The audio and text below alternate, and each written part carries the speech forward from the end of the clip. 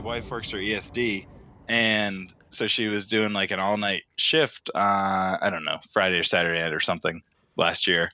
And we camp over at the 3 o'clock side, and her shift was at the 9 o'clock doing stuff. And it was an overnight shift, and some dude was like getting off with a car, to drive back across Playa.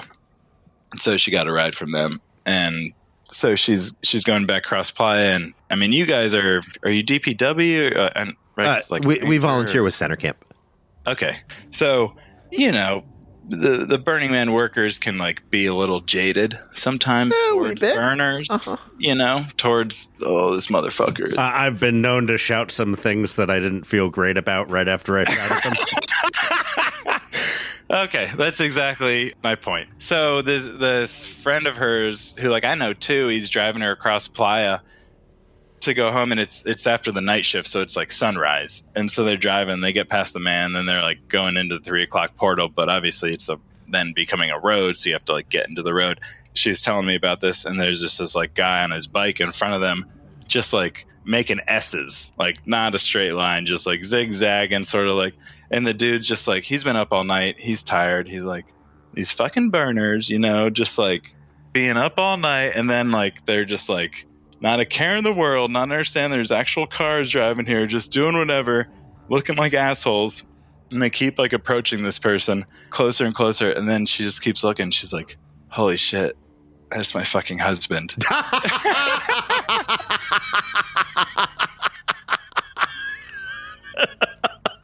And it was my dumbass coming home from a night out, the whole night by myself. And I keep looking over my shoulder. I'm like, why is this fucking truck following me? What's going on? Must be the pigs. Yeah. I'm like, I keep going this way. And like, why is these motherfuckers following me? And then they pull up, and she's like, what the fuck are you doing? I was like, what the fuck are you doing? That's great. It was, and part of it was that it was the sunrise, and I'd stayed up all night. And when you stay up all night, you want to see the fucking sunrise. But also, there's that like fake sunrise half an hour before it actually happens, and reflected then it gets sunrise. And then it gets the coldest it's ever been in the world. Oh yeah. And then you're like, okay, actually, I'm past this. I need to go to bed. And so I'm like trying to bike home. And also my art piece is there at like the 3 o'clock portal. So I'm like alternately looking at my art piece on the right and like the sunrise on the left, because I stayed up for it. And I'm just like zigzagging back and forth as I'm doing that. Watching this like fucking pickup truck follow me. And I'm like, what are they doing? And I was like, I'm not doing anything wrong. The cops can't bust me for anything. I don't have anything on me. I didn't do anything wrong. And then they roll up, and it's my fucking wife and something. I'm like, what are you guys doing? That's so funny. That was great. Yeah, he was just, I mean, he's a great guy. I know who he is, but he's just, you're tired of the burners just aimlessly wandering. You're like, I'm just trying to go home, but hey, sorry, it was me. It's a very funny story that I feel like would only benefit from me having known you for an additional 2 hours. So I could get a gauge of who you are and what your relationship is with your wife. And like, this is the punchline at the end of the episode. Fair. I don't have any of the work. Let's get Yeah, we'll get her back in here. You can tell it again. She can tell me how funny that is. Yeah, well. Yeah, this guy's great. See? Yeah, we should interview him sometime.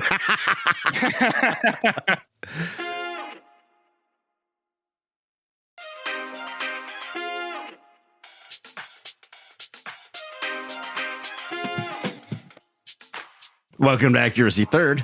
I'm D-Day. I'm Beth. I'm Rex. And here we are, off hiatus, at the beginning of Season 9. Whew. 10 years under our belt, only on Season 9. That's Never-Ending Season 5's fault, not COVID's. COVID was a psyop. COVID is blameless. Doesn't that mean we're on Season 8? Nah, who gives a shit? Fair point. The numbers work out somehow. I wasn't paying attention as we were doing them. But we've been doing this podcast a while, and I am thrilled to be back doing it again with the two of you. Yay! Aww. I think we only lost 1 year to never-ending seasons 5. I think we lost 20 and 21 combined. Right. We lost 2 burns. Yep. Two burns, but only 1 season of pod. Because season 5 was season 5 anyway. Gotcha. And then season 6 was season 5. And like half of season 7 was also season 5. Or not. The point is we're back. We're back. We're back. Real excited to be presenting this guest to you today. This is a gentleman who, for the most part, I was not in the proverbial room with. I was putting Code Adam to bed, and then Beth came in and demanded that I come out and say hello to Gramps. So I did. And boy, is Gramps a treat. Oh, yeah. Gramps is great. Gramps was great, and it was like even better editing Gramps since I wasn't in the room for the first hour and 40 minutes anyway. Oh, my God. Isn't he fucking hilarious? Friends, Gramps is fucking hilarious. Which just goes to show, bring people in off the Discord.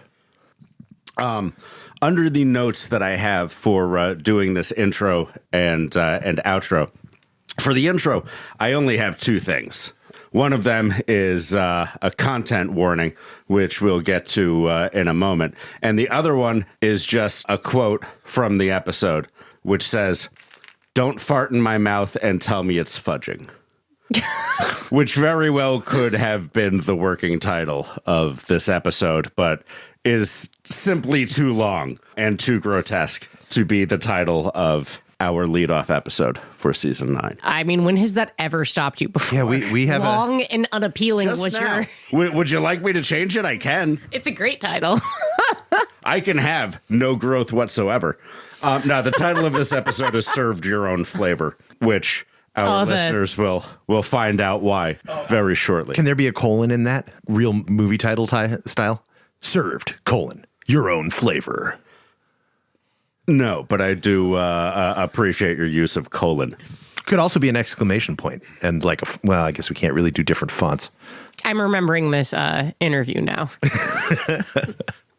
Content warning, temporal anomaly. Content warning, temporal anomaly. Thank you, Rex. This was a great interview from last year, which means the last year that we keep talking about in the interview is more last year's away from just this past year. You got that, audience? It's more last year's away. Yeah, more last year's away than this just last year if you're listening to this last year right now, this year. But if this year is last year or several last years away for you when you're listening to this now in your time, perhaps this is extraneous. Point is, this interview is gold. And like many interviews we do, just because they're gold doesn't mean we're able to fit them into the season that they take place during. But, you know, you should enjoy the shit out of this interview anyway, for at least the number of times we mentioned farts. Well, thank you for joining us at Temporal Consistency 3rd. Now here's Gramps.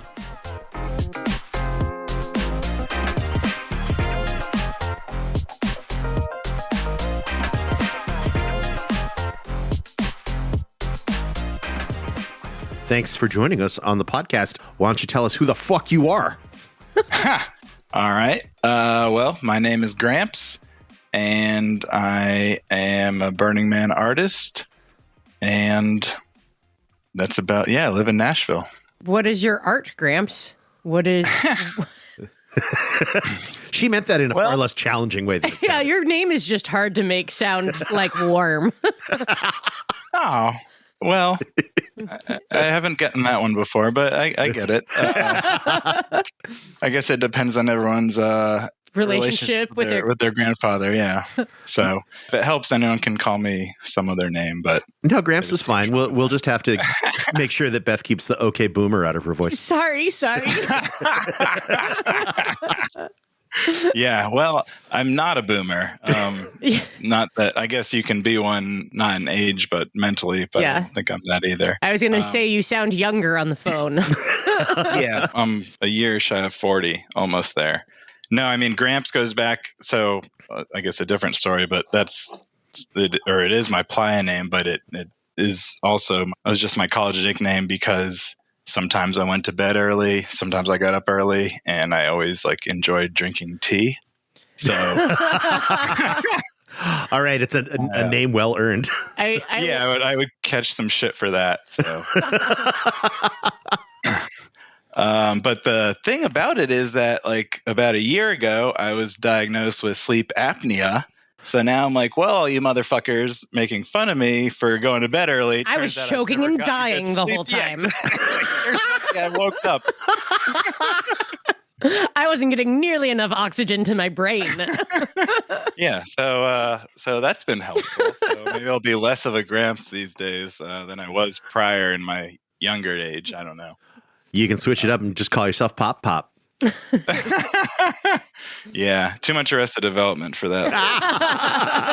we got Pop Pop in the attic.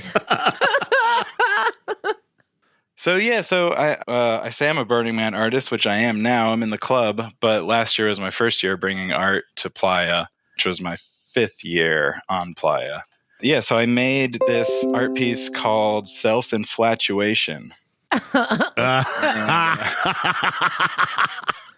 To more or less, it's basically a bench that you can sit on and smell your own farts. Oh, What? Oh, wow. So, what a stellar piece of Burning Man art. yeah, thank you. I assume there's some pneumatic engineering in this. Yeah. Tell us about the design of because I have to say I'm disappointed in myself that I missed this piece. Yeah, it was right on like 3:00, and like once you get onto Playa, like it was the first piece off Esplanade on like 3:00 going towards the Man is right on the left. That makes sense. I kind of missed the 3:00 inner Playa this year. Yeah, I mean it's also a pretty small piece. So I took like, are you familiar with like the Playa Tech furniture? Absolutely. Yeah, absolutely. Yeah. So I used their design for a bench. They have like a 4-foot and 8-foot one because the whole idea is like, use the whole sheet of plywood sort of thing. So I made a 6-foot one, kind of adapted their like design. And I made a 6-foot bench that had 2 different holes in it. And each one was plumbed with like PVC and stuff. And right underneath the bench was a fan, kind of inverted, pushing down. And, for a fan to push, it also has to pull. Mm-hmm. So it's pulling air coming out of your butt through the tube that kind of does a 180, I guess, back towards your face. And so there was a foot pedal that would activate the fan, and you sit down, put the foot pedal on, do what you got to do, and you could be served your own flavor. That's pretty incredible. Good first art. It's a thing. Yeah. Yeah. So, I mean, I don't know. Like at the artery, they're like, so why did you make this? And I was like, well, why not? Like, isn't that the whole point of this event? Like, I don't know where this could have existed if it weren't at Burning Man, right? Very true. Very true. So the basic story about it is like, I've been going for a couple of years, and we've camped with different art camps and stuff like that. And I don't know, I've always been intrigued, and you always do, like you guys do on the show, the thing after the drive Exodus or whatever, you're like, it would be great next year. What if we made a piece that did this? Mm-hmm. Everyone loves that, like mental exercise. It's super fun. It's the best. It's awesome. So I used to, and I still do sometimes, but I used to use that to fall asleep because like in my mind, it's a blank canvas. You can like, there's few limitations, there's like water and things like that. But otherwise, like you could dream up whatever you want. You might never make it, but like you could dream up this great idea. And so it's just like endless possibilities. And so, when your mind's kind of running or something at night and you're trying to go to sleep, this idea just, it has no bounds. So my mind can go free wherever it wants to go. And so I don't know if I came up with it like in a dream or falling asleep or what, but I just kind of had this idea of, what if I made this bench that allows you to smell your own farts? and so it's like, a little tongue in cheek towards like the Instagrammers. So the tagline was like, if you're going to sell your own brand, you need to smell your own brand. So without being like too much of a hater on people, let them do what they want to do. The idea of like commercializing things or something like that, it's like, okay, if you're trying to look sexy in front of all this art, I dare you, please come sit on this bench, be sexy, selling like smelling your own farts and selling that. And then also it's like just not to take yourself too seriously. And we all need to realize we all smell like shit, sometimes. So It was just a little of a bunch of different ideas. And honestly, like the biggest thing is it's just such a fucking dumb idea. And it was so funny to do. Did it work?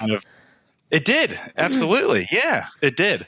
I didn't experience anyone that did it on Playa. It worked at home as a, the prototype. And then I saw one person that he was talking to me about the piece and he got really excited. He's like, oh, I got one. And he went and sat down and then he got mad and he's like, it wasn't stinky. Just blowing air. Yeah, exactly. Well, so I sat down on it and like when I first did it and tested it out, all of a sudden I got just like a face full of Playa dust like all in my eye. That was like not expected or welcome. But yeah, I mean, the fan part worked. Like I did this whole battery thing, I'd swap out batteries every day and things like that because I ran the LEDs off of it. And yeah, I mean, I made sure it was like functioning and had all these backups and contingencies, in case the Playa fucked up the fans and stuff. And it actually didn't. Like everything worked pretty well. So it was a fun like exercise and trying something different and seeing a project to completion. It was pretty much just me, or it was just me. It was a lot of fun. It was a cool experience. Yeah. Where are you coming from to get to Playa? I live in Nashville, and so I've lived here as long as I've been going to Burning Man. I used to live in San Francisco and didn't go when I lived there. Why do it while it's convenient? Yeah, exactly. Nashville. It's not cool when you're here. That's a huge trek. It is. The logistics were sort of, not daunting, but like there's a lot I had to think about, I guess. And then I built almost all of it out there. I made like a prototype here, and then I brought certain like the fans and stuff, but then I bought all the wood and the PVC and all that out there. So did you were you cutting it on Playa, or did you make the Playa tech before you got out there? Oh, wow. It's such a great question. Yes, I was definitely cutting on Playa. I was cutting in my tent to not to contain the sawdust. Be egregious. Yeah, exactly. Yeah, for folks who haven't done woodwork out there, it is very hard to contain. You have to be really, really good about it, not to moop everywhere. Absolutely. It's almost impossible. Yeah. I would contend that it is impossible. It's like cutting hair on Playa. It's like, this is going to be too moopy. But we do it on our construction site all the time, but they have like a big amount of tarp down. Tarps, yeah, exactly. And it gets swept and vacuumed regularly. And they're doing it behind a wall that's a wind block. Yeah. Oh, that's the other part. Yeah, exactly. So I did have tarps down when I would do it on, or like I had my piece on a tarp somewhat. And so I went, cut and it'd fall into itself like it was fine. And then that was a wind block. But yeah, I mean, I was cutting a lot in the tent, like the no big tent is what we have. But I'm pretty good at being flexible. But there were so many like things I had to change like on the fly to just get things to fit and to work and to whatever. And like you have these ideas, but then you don't amount for like the 1 inch spacer between the pipes, and like that throws it all off. And it's like, fuck. And there's no fucking way. I mean, getting parts that you weren't expecting is so hard. Impossible. I mean, you probably can find almost anything you're looking for if you ask around. It's just. If you want to spend a day. If you want to spend a day asking hundreds of people. and like in my mind, there was like a little, sort of pride of like, well, radical self-reliance. Yeah, exactly. Like, I'm not saying I can't be helped, and like people are more than helpful there. Like they help me more than you want to be helped. But like, I had like this jigsaw, and I was like putting the blade in it, and I was like, do I have the wrong fucking brand jigsaw to the blade? Like, did I grab the wrong blade? And I was like, how are you going to cut anything, you moron? Like, and I know some DPW people, and it's like, yes, I can go there, but like so it worked. I found the other set of like blades, but it's just, there was a lot of things that like you didn't anticipate, which I mean, I kind of anticipated, right? You bring like too many tools, you bring enough stuff. But honestly, that was like the fun part. Like it's just problem solving on Playa. Which I enjoy, and the stakes are low. Like at the end of the day, if people weren't able to smell their own farts, like Burning Man would be okay. I wasn't like, oh shit, I don't get this. Like, I don't get Rampart built. Like, what's going to happen? You know? No, that wasn't me. Did you get to see a lot of people interact with it? Yeah, I did. We were camped at like 3 and C. So I was pretty close, and I kind of requested that for like the battery thing and all that, just to be not like super far away. But yeah, it was fun. Like every time I go to Playa, I'd kind of go by it, and it wasn't like terribly explicit, you know, to be like sit down, like press the pedal and fart and smell it, you know, like I wanted to have a little of the it's fun discovery, figuring it out. Yeah. So it was painted on the back of it like self-inflatuation. It is a really great title. Yeah, thank you. And I had stickers, and then my motto is like all farts, no sharts. Because like friends are like, someone's totally taking a shit in that thing. I was like, I hope not. But there's another thing. But that's all art at Burning Man is. I hope not that someone will take a shit in it, because there's always the possibility. There is. It could be anything, right? But when my non-Burning Man friend said that, and I was like, no, it's not like that, dude. You don't get it. And then a Burning Man friend said it, and I was like, oh, shit. Okay, maybe. So instead of like one giant, like 3 or 4 inch diameter hole, I did just like 1/2 inch, like little holes around in like a big design. A little toot hole. It doesn't, it's not the correct size. Perfartferations? That's exactly what they were. 8 to 10 perfarturation. See, I needed you guys on the team. We can come force our help down your throat. That could be another tagline. Yeah. There's always this year. Yeah, so I did get to see some people interact. We had like the party was like 10 or 15 people, but a little like opening night 2 nights later than I thought it'd be, and that was when the guy had the fart that didn't stink. And then one of the best times was I came out of like the 3 o'clock portal, and my wife and I were going by, and I had a new battery because I knew the other one was almost dead, and it was going to be dusk, and so I got to change out for night. And so I'm going, and then we see it's like 2 people on the bench. And I was like, oh, shit, all right, let's just go by it. I'm not going to interrupt them, And so we go by, and I get closer, and it's like this couple is just making out like on the bench. She's like on his lap. And it was so great. And I was like, oh, my God, that's love. Like, that's pure love. I so hope that he's like one of them is farting with the pedal down right now, like blowing their hair. Like, what a romantic Playa moment. It's the only way you can know if you're truly compatible. Yeah. Can I tolerate your farts and make out with you at the same time? I mean, the problem is, that was on like, I think Saturday. No, it was probably Friday. So, they'd been at the burn for 4 or 5 days at a minimum, probably. So things get a little rough, diet-wise, I know. I have no idea what you're talking about. Yeah, exactly. None of us do. Yeah, so that was really endearing. And then there was this one dude came up when we were I think again swapping a battery or something like that, and he was like, "Is this your piece?" I was like, "Oh yeah, it is." And he's like, "Dude, this thing is hilarious." And he's like, "I don't know if you know the comedian Tim Robinson. I think you should leave." Mm-hmm. And I was like, "Yeah, I love that guy." He's like, "This would be his favorite piece on Playa." I was like, okay. That is a solid compliment.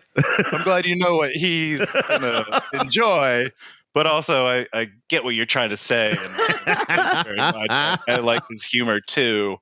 I'm glad we shared that, But it was a very roundabout, weird way of him trying to make a very, I don't know, just. I think it's so funny because instead of saying like, hey, this is my favorite piece on Playa. Right. It's like some guy you probably know and think is cool would think this is their favorite piece.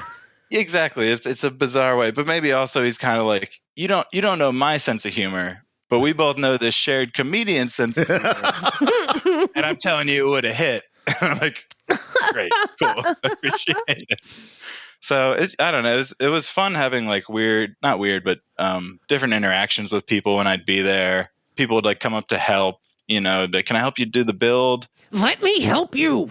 Unfortunately, like both times it was like they came up on like hour 7.5 of like an 8-hour day. And where you're just like, I hate everyone, including you. So, like, yeah, I appreciate you in theory. And you're being really nice, but like, I wish I had been done an hour ago, Yeah. So my advice to people trying to help people with art is go up and first be like, hey, how tired are you? And then when they say, I just got started, then you can offer to help them. But if like, I can't wait to finish, be like, okay, are you going to be here tomorrow? Yeah, if they're like beat up, just start mooping. Yeah, that's a good point too. You'll find sawdust. Yeah. Would you bring this piece out again? Yeah. So we have friends that live in Tahoe or South Lake area. So his parents live there. So they let us store some stuff there. Thankfully, we started doing that a couple of years ago. So we don't have to bring our tent out and our coolers, which obviously we couldn't bring out anyways, but we don't have to rely on people as much. Mm-hmm. So I have it stored out there. And I think the idea is to like just have it in camp, and have it like on the road. Great idea. Frontage for your camp. Yeah, frontage. Exactly. Probably just incorporate into that going forward and like make a sign or whatever. Because I can see a secondary support art piece for this art piece. What's that? I'm all ears. Just standing like 20 feet away with a Looney Tunes type sign, just like a hand painted sign that says art appreciation supplies, and then a stack of cans of baked beans. Maybe little shelf stable milks. Just a comical. Yeah, exactly. Oh, that would be great. What is your camp? Who do you camp with? Usually it's been with like an art support camp for different people's pieces. Last year, though, I camped with the fire camp, which is like the ESD camp. Oh, cool. Yeah, so my wife works for ESD, and a lot of our friends kind of took off last year having, life things, whatever. Mm-hmm. Picked the wrong year to take off. Yeah, right? Uh-huh. I don't think like 2023 didn't traumatize them because they've all been burning way longer than me, but like, again, life things, not some philosophical whatever. But yeah, we didn't really have as many people, and fire camp seemed like a good opportunity. So that was pretty neat. So it's where a bunch of ESD people camp together? Correct. It's like there's two, as far as I know. I'm not ESD, so take this to mean that I don't know what the fuck I'm talking about. But see the title of this podcast. Exact. Thank you. Yes. As far as I know, I think there's two ESD camps. One on the 3 o'clock, one on like the 9-ish side, I believe. I forget what the name of the other one's called. But it's like, I don't know, 100, 150 people. Like it's a big camp. Is it the one that has like the fake firehouse frontage? Yes. Yeah. Exactly. Yep. On like C or something. I love the firehouse. This isn't the firehouse where we got the bad drinks.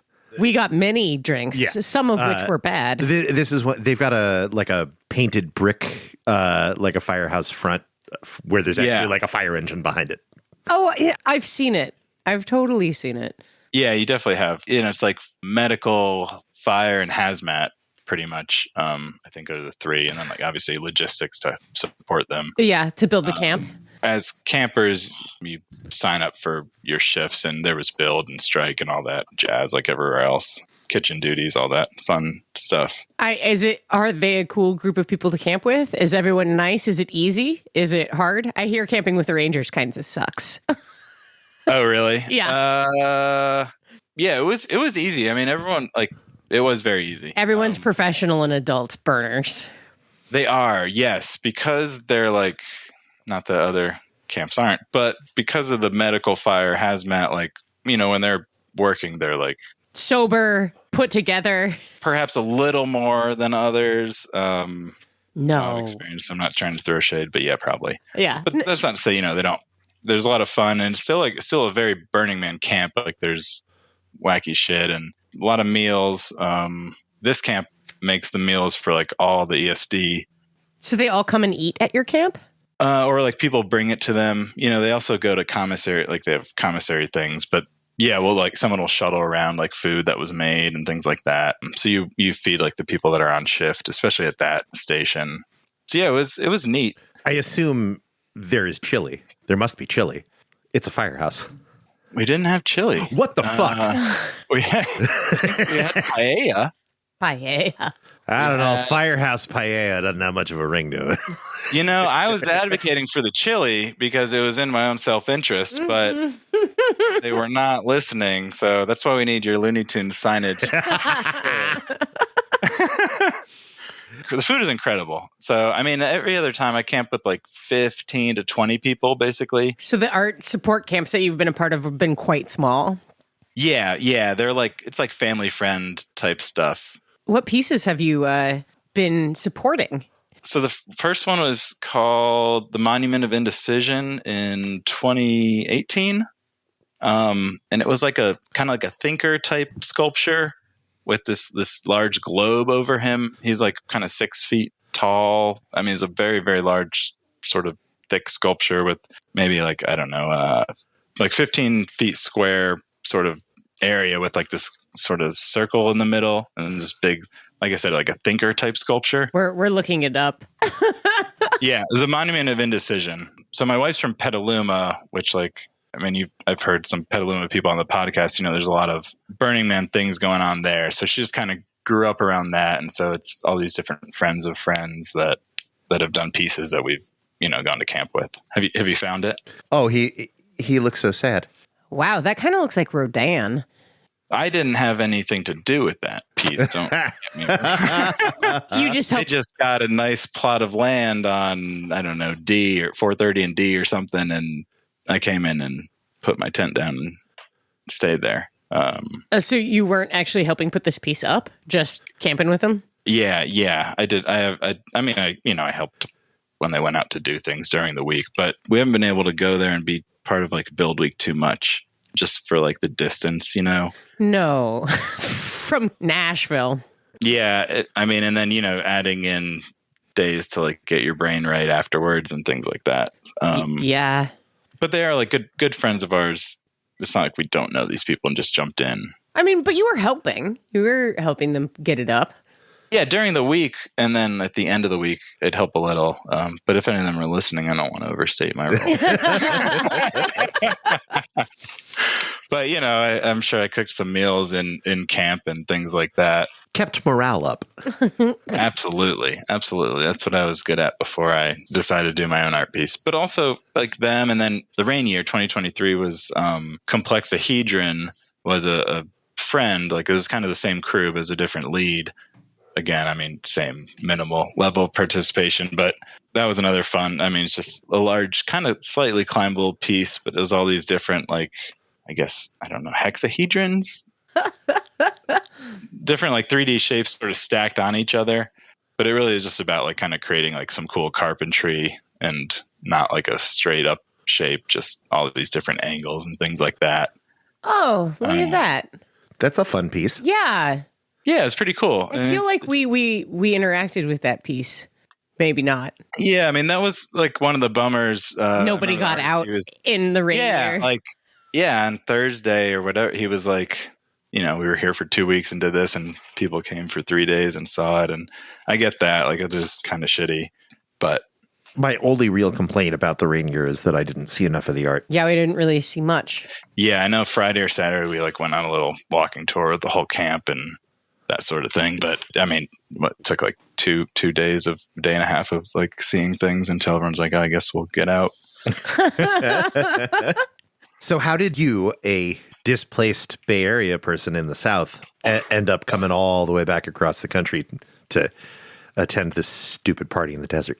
So when I lived in San Francisco, one of my roommates went to Burning Man, and I remember it was like the day she was leaving, she couldn't find like her bike lock or something. She's like, I need to bring my bike lock out there. And I was like, oh, I got like 2 of them. That's like, here, don't worry, you can bring this out. And when she brought it back, I put it back on my bike, you know, like keeping it on there. And I never was able to open that fucking bike again.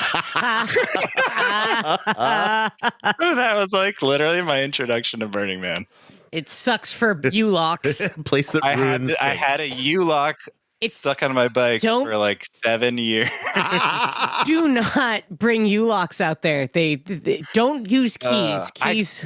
To be fair, I didn't bring the U-lock out there, but no, you're absolutely right. It finally, like years into Nashville, I got someone to cut it off with some angle grinder, but. It's funny because it's like you absolutely need a U-lock if you were in the Bay Area and bike ride. Yeah. 100% need a U-lock, and it's the absolute wrong lock for playa. I didn't know that, but I learned it very quickly. So, oh well. But yeah, so she went, and that was kind of my introduction to it, and she wasn't like trying to sell me on it, but just had a lot of fun. She camped with like the district or the Thunderdome people. The camp's called. Nice. So a real legit burner. Yeah, she's pretty legit. What's that camp called though? Their camp isn't called Thunderdome. I don't think so. No. Death Guild. Death Guild. Yeah. Death Guild. Thank you. Exactly. Yeah. Anyway, yeah. So she camped with them. Yeah, she's a great roommate. But I don't know. She didn't sell it. It wasn't like something I was trying to do. And then, like I said, my wife, she's gone for like 13 or 14 years. She's gone as long as we've been together. And it was kind of a thing when we moved to Nashville, she'd go. And it was like, we're both kind of independent. And it was like, sometimes it's nice to have that like week or two where you're back, on your own by yourself. Yep. And so I always kind of enjoyed that. It was just our time to be, on our own again. But she kept being like, you should come. Like, you would love it. This is for you. And I'm always like, okay, great. But like, if I'm going to take a week off or 2 weeks off, like I could do the Appalachian Trail. I could go to Spain, do all these other fucking things, which I thought was right, but I was wrong. And then one year my best friend went with my wife, was like, just try it once. And so she kind of convinced me. She's like, just try it once. I really think you're going to like it. So finally decided to give it a shot in 2018. And it was fucking amazing. How long did it take you to know that this was a thing to be doing for you? Oh, God. 3-4 hours. Like we drove through the night from San Francisco. So we had friends, or maybe we drove from Petaluma. Yeah, I think so. And drove through the night, got there early in the morning. I think we put up our tent, but not everything. And I was just like, I'm just going to get on my bike and take a look at it. Go look at things. Exactly. Yeah. And they're like, oh, we're going to set this up. And I was like, I kind of want to go on my own. And I just went into like playa. I mean, my mind was just blown. As much as you're prepared for it, and I read a lot about it and all these other things, like you can be prepared, I don't know, like logistically, but mentally, there's just, if anyone's listening to this that hasn't been, it's just impossible to fully describe the entire scope of it. I think you're the prime example of that, having a partner who's been going for years. And you still didn't know what it was. Still not being able to conceptualize of what that thing is. I mean, she has books. We have all these fucking books, and you've heard all the stories and pictures, and know 100%. Her Burning Man friends, and know what she does at her camp. And I there's no way you can like fully conceptualize like what, and then like the nighttime is the next like even more mind blowing. Oh yeah, like you can't understand it. Puts Vegas lights to shame. Oh, it's especially in 2018. Yeah, it was awesome. It was so cool, and I don't know. I like couldn't have felt, not to be like cliche, but like more at home, so to speak. It was just a nice, like, refreshing freedom. Yeah. Was there a moment of surprise, a moment where you realized you had been conceptualizing something entirely wrong? No, I don't think anything like I thought entirely wrong.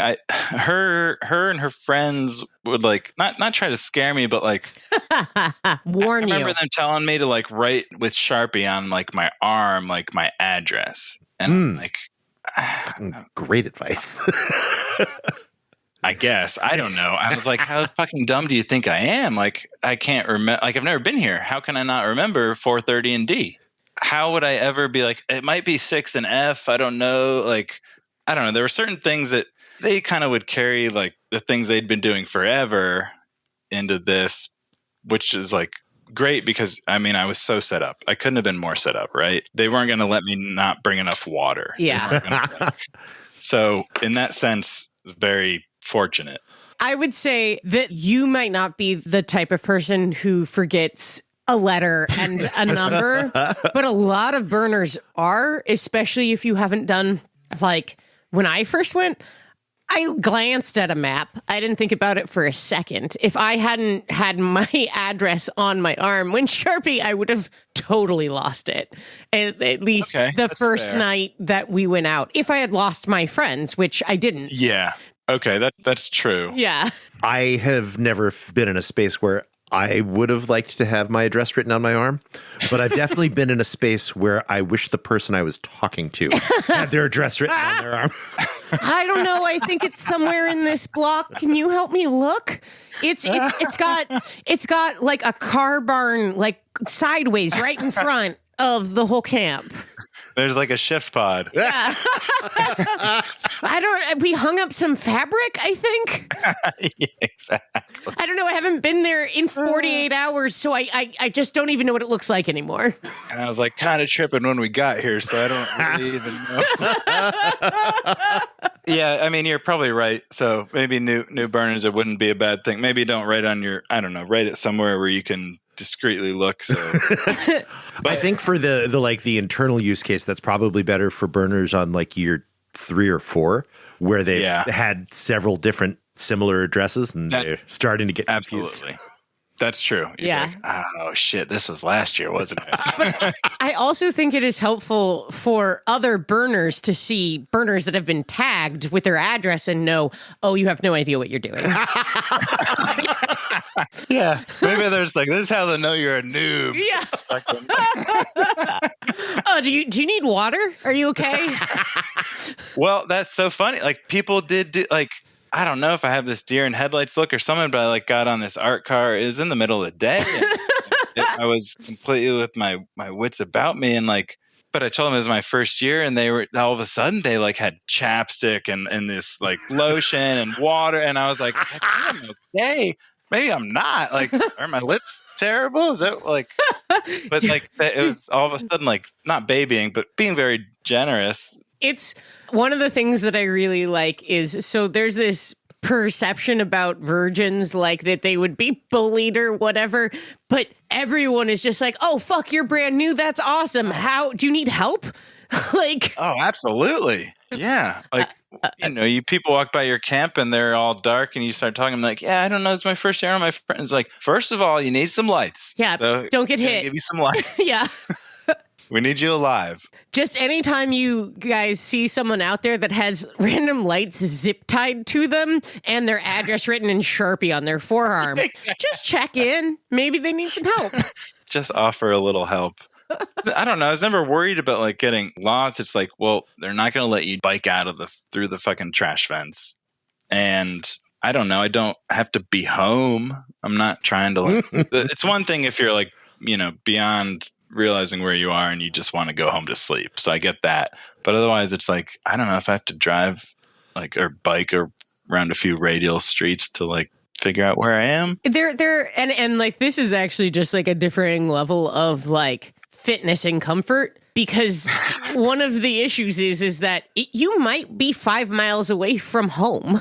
Like if you don't know where the map is, you might not understand how far you have gone from where you were, especially if you hop on an art car. Oh, yeah. I also think there are like 2 different types of people that go to Burning Man. Those who divide the world into 2 different types of people. I think that a lot of us, myself included, take one look at the map and will never be able to get lost because the map is an ordinal plane. La-dee-da. Yeah. Rex can find his way around a clock-shaped map.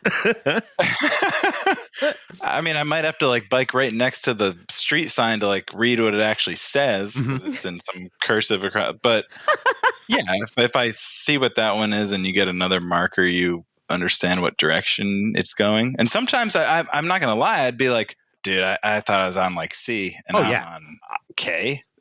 Like, what? Like what the 10 o'clock part is what really fucks me up, you know? The portals are great for getting people lost. Did you run into the portals at all? Yeah, I'm confused because there's like portals, but then like, aren't there like mini portals? Mm-hmm. like B and C, and There's little ones way in the back. Yeah. I love portals for getting people lost. That'll even screw up an experience burner. yeah, and you're like, did I already go around this circle, or am I halfway through? It's definitely a way to lose all your friends. But I do feel you. The one place that I've always had the hardest time, like, orienting myself towards is the 10 and 2 o'clock faces when you're in open playa. Yes, exactly. Where the hell is that corner of Esplanade and 10? It's just Right, a smear I need of to know. stuff. I don't want to get lost in that area. Yeah, it's I don't know. It's just funny. Like, I don't usually have like a big, places to be or times to be there. Like, not many people do it at night, and so it's kind of like, all right, if you go through that portal and you realize you popped out at C instead of 3 or something, like, I don't know, you'll figure it out in 10 minutes and it's gonna be okay. Like, I promise you that art piece is still gonna be there. Or, serendipity, you find something you wouldn't have, like that sort of thing. At worst case scenario, you're going to get to the next corner, and then you'll be able to look and see where the man is. You'll know exactly where you are. Yeah. The thing, I don't lead groups. I refuse to do that. Smart. I'd rather be in the back, and if they make a wrong turn, I really don't give a shit. Like, we'll get there eventually. But I'm not going to be the one with the pressure of like being like, okay, yep, this is our camp. We're back here now. Let's try it again. Do you have a favorite piece of art that you've seen out there?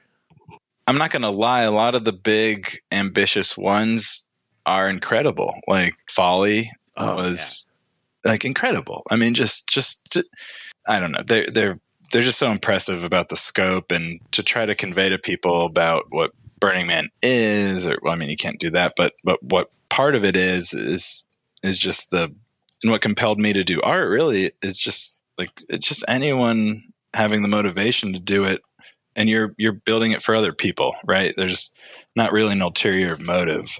So the scope and scale of these things that people put not only money, but their time and mental effort and everything into something like the Folly, and then you execute it, and then you burn it.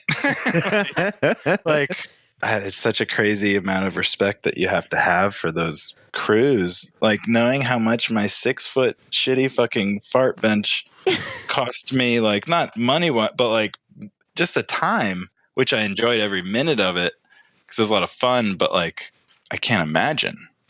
And then like this past year, the sunken ship one. Naga and the Captainess. I mean, so incredible. Oh my different God. level. Like, it was so incredible. Like, people had been talking about it, and I mean, you're standing on the ship and you're walking, you're like, am I drunk? Like, how drunk am I? Like, what sort of magic is happening with these angles? And like, I try to walk straight and it sends me crooked, but like, it doesn't look crooked. It was Brilliant. Beautiful. Yeah, it really is. And the way it's buried, I mean, so creative. So I really do have such an appreciation for those sorts of things. My piece was really near this year, I don't remember, but there's this like carved out heart of like metal. It's like a very famous, I think, Mexican artist. Oh man, I wish I could remember the name of it. It was right at the 3 o'clock side. It was one of the, I don't know, more well-known pieces, I guess I found out. He'd done something else, but there was just all this intricate like metal work within this heart. I think his wife had made part of the inside of the heart, and it was held up by these like humongous chains. It was just this massive like structure. It's just like the details that people put into things. Just, I don't know, you just appreciate like that they spend their time to sort of entertain you, right? Yeah, it's the detail that you were talking about, the scale of Folly, and I think it's embrace of all scales that's really impressive about that. It's not just a big thing. It's a big thing made out of intricate, countless, beautiful, tiny bits of art. Yeah. Piled one on top of the other and linked with bridges. Each room and the little bar, like the clock tower full of music that like sounded. That's right. Yeah. On all of those ladders. Oh my God, it was my favorite part. The one tower that was made out of pianos. Is that true? Oh my! Like, what's true? Oh, you mean it's got the interiors of pianos in it? Yeah. Yeah. Yeah. Yeah. Just full of strings. Yeah, and there was one room. and then there was one room that you went into and there was like 1 inch by 1 inch tiny doors that you could open and see these little perfect, like intricate silhouettes, like 1 inch by 1 inch art in a building that is many stories tall that could house 100 people easily. Like when you're in there with like 100 people. Oh, yeah. Yeah, with that open floor, like the little mini stage or whatever. Yes. And those pieces are so impressive when you, like the outpost, when you go back to camp that you all went and saw it together. And then you're like, oh my God, wasn't this the coolest part? And you're like, I didn't even see that. I didn't see it. Yeah. Like, what? How did you not? It's like, well, there were 50 things in that one room. That was one of 10 rooms. And like you were saying, yeah, the detail and the care and love and whatever that people put into making it just for the community. I don't know. It's very encouraging and motivating. And like, that's, I don't know. It's like, for me, the biggest part of the beauty of the burn. And then it extends to like the infrastructure being built and all that, like just people giving their time, for the greater good, so to speak.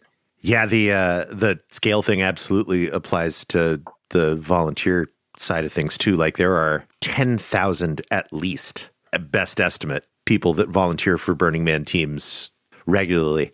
And that's nuts. There are like, yeah, that's incredible. Like 100 Burning Man employees to support 10,000 volunteers. Yeah, right. Exactly. It's an endeavor. I mean, my wife does a lot of like coordinating for ESD volunteers. So you see that side of it as well, like throughout the year, yeah, running training because she's working that. All of like. There's a bunch of us volunteer managers that are working with and for the org. That this is 9 months of like I'm doing work on this every week. Oh, absolutely, yeah, absolutely. Yeah. Like meeting man, spreadsheets, all that jazz. So it's great to not be a part of that.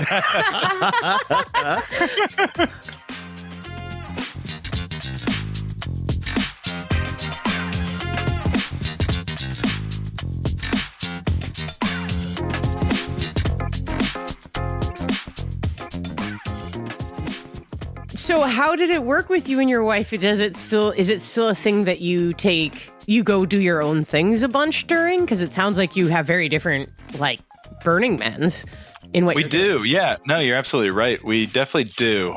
Yeah, I mean, it works absolutely. Last year was a little different in that we didn't have as many friends. New camp, right? Yeah, new camp. So, but I mean, she works a good bit, and this year she works not a lot, but a third of the time or something like that. And so I don't know. It's a nice balance of like.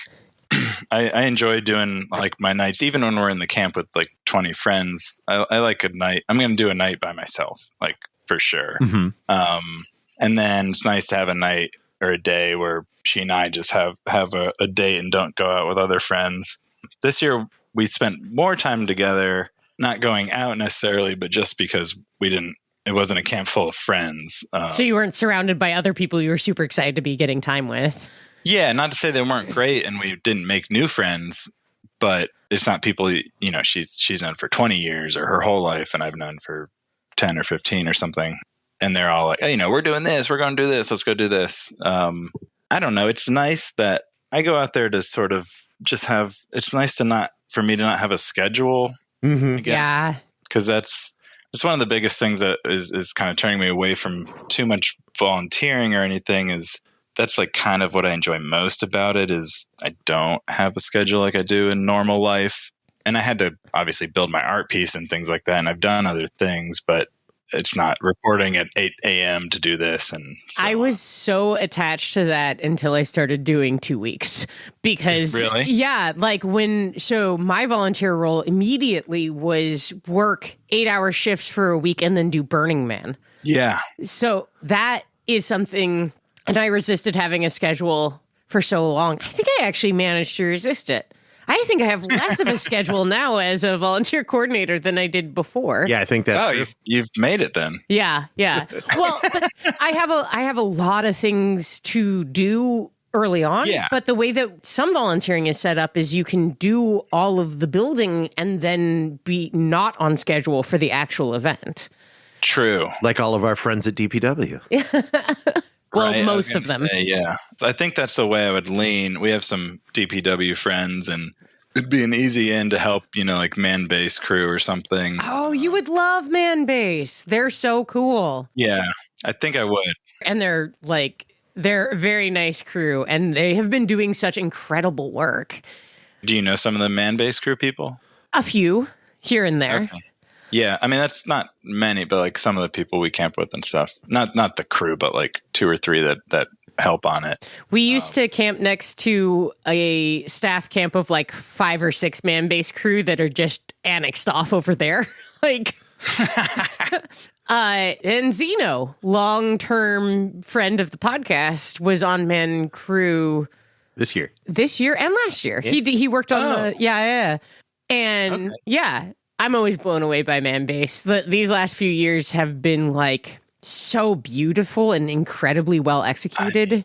It's the rain one, like the beehive sort of thing. It was so cute. It like So cool, like with the benches and the little. Speaking of pianos, that was the inside harps of a lot of pianos that made the whole structure hum with the vibrations of it. It was really cute. Those harps were incredible. Yeah. Like, and you'd walk on someone that like actually knew how to play it, and they're just playing some melody, and you're like, holy shit. And this last year with the ramps and all of those Insane.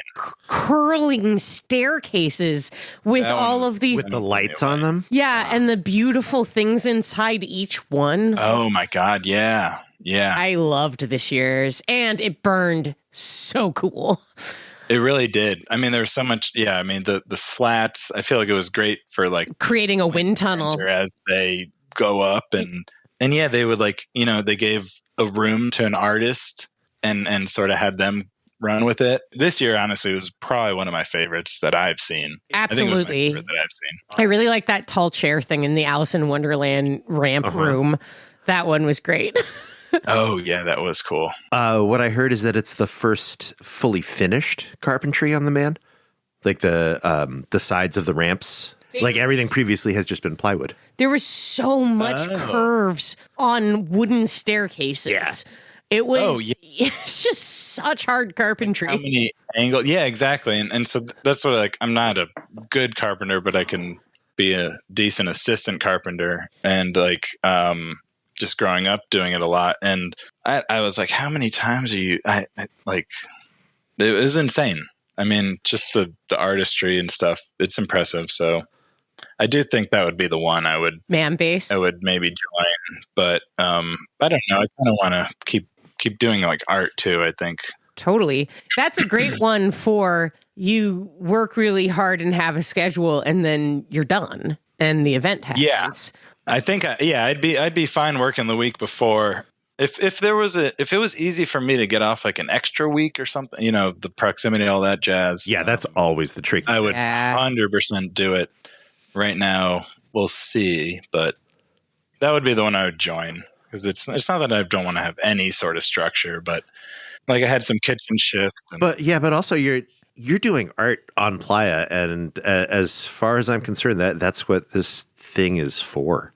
Like all of the volunteer effort that all of the volunteers put out is to make an art event happen. Yeah, I would say straightforwardly that I feel like the artists are the most brave and awe-inspiring of the folks who do work out there. Like, that is so hard to do, and it's so easy to fuck up, and it's really brave. Makes me feel like this is the year I need to actually pitch in on some art, because there's like so much art built around us. I'm really fucking up by not going and at least putting in a couple of weekends.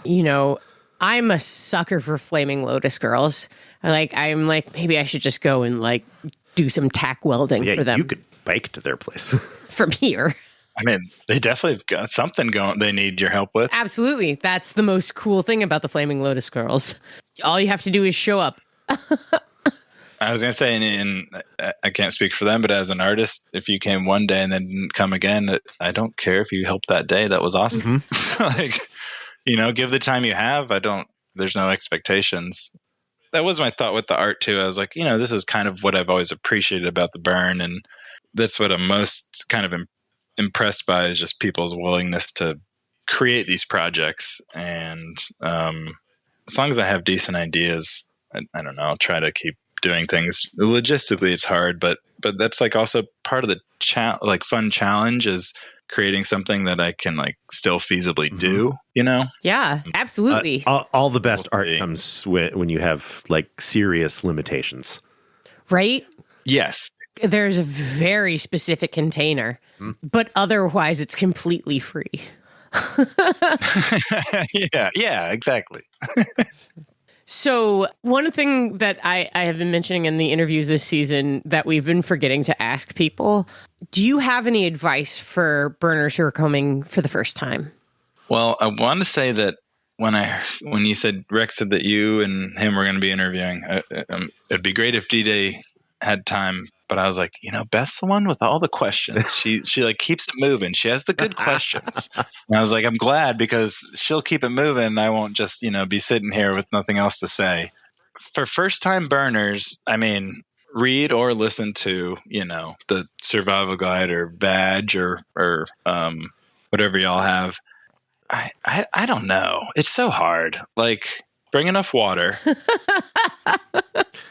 That would just be my thing. I remember at one point, someone in our party, when we were like shopping, I was like, I'm just going to get like 2 or 3 more gallons of water. And they're like, we got enough. And I was like, wrong. Don't tell me that we have enough water. If we leave with 10 gallons of water, no one should be upset.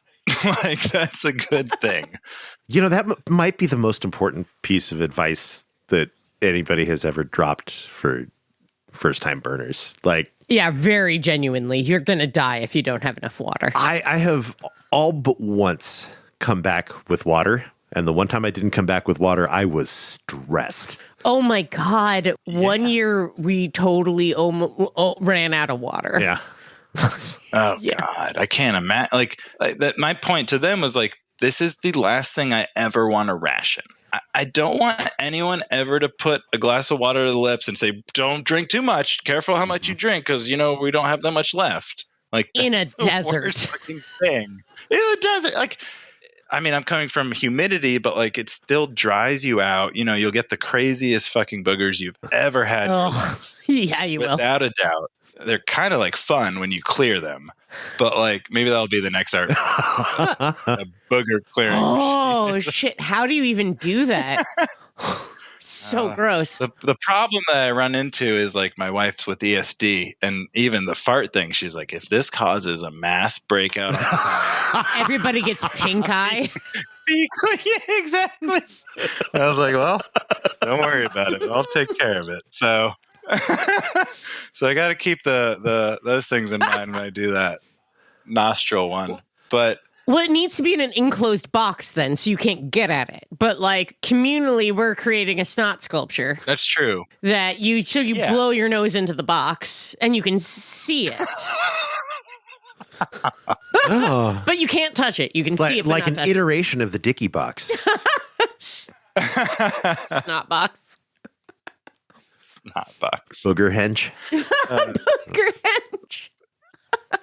I mean, I can't imagine what that would look like. Really gross. It would look really gross. I can imagine it'd be terrible. Gross. Yeah, I think I might get in trouble for that one. Like festering in the sun. As long as but it's getting covered in play occasionally, so it'll help sanitize it. True. The alkalinity, yeah. I don't know the pH of boogers, but it'll settle it somehow. Somehow. But yeah, I mean, I can overheat and stuff, and so seriously, like water, hydration, I'm like, just don't discount it, and like, eat food because you get hydration from your food. But otherwise, I would say to go into it with minimal expectations and let it come to you. I think that's beautiful advice. Practical and good. Well, one of my favorite things to do is right when I get on playa, and it has bit me in the ass before, but like right when I got on playa is to just, I mean, not quite literally, but within an hour or two, get on my bike and I honestly like to just go to the trash fence. So I'll just kind of not beeline it, but I'll make a line to the trash fence. And then when I see places on the way, I'll stop, but I want to just like not touch it, but I don't know, understand my perimeters or something, you know? Perspective. Yeah. And then who knows how I get back from there, if I go around or back. But 1, maybe 2 years, it was just so hot, but I'm like too stubborn to be like, no, I'm fucking getting on my bike. I'm going to the trash fence. After like driving all night and then getting there at 8 a.m. and we set up for 3 hours and it's 11 or 12 and I decide to bike out. And it's only going to get hotter. Get back almost dead. Yeah, exactly. Right, So, you make it out to the trash fence where there's no shade at the hottest part of the day. in the furthest point from everything. So I don't know if I fully endorse that idea, but it is nice for me to just like, I'm there, so I want to immerse myself, you know, in it and like feel the city, so to speak.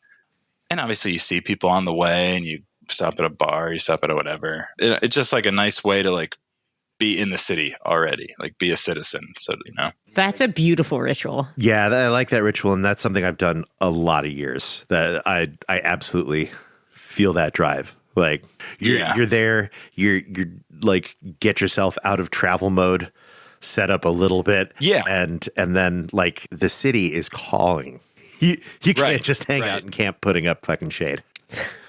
No, I mean I'm not going out on some acid trip for 10 hours like right away, but like just to immerse yourself in the city and feel it. And it's like, you know, Monday or something, or for me. And so there's the bustle still going on and the temple's still being built and the big pieces are still being put up. It's just like a different kind of energy. And obviously you guys have felt all the time. Helpful hint too, if you guys are out there early and are biking past artists that are still setting stuff up and aren't people who want to shove your help down their throat.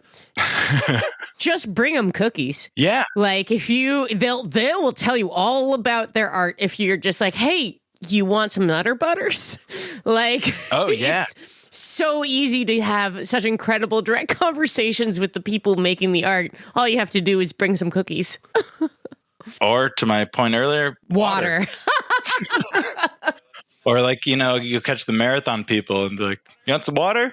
And they're like, I remember it was my first year. I don't know why, but I just had the idea of like biking right out there after like an hour or two and just by myself. And then I didn't know the marathon was a thing and found some guy. I was like, well, I brought a shitload of water out here. I guess I'll just see if these people want water. And like so many of them had it, but they're like, oh, fuck yeah, thank you. Oh, dear God, I'm running too far in the heat. And I'm just like, oh, you did this to yourself, but I'm not going to let you die. They love it. I'll never understand it, but they love it. Yeah, power to them, right? But that's yeah, go for it. Sure.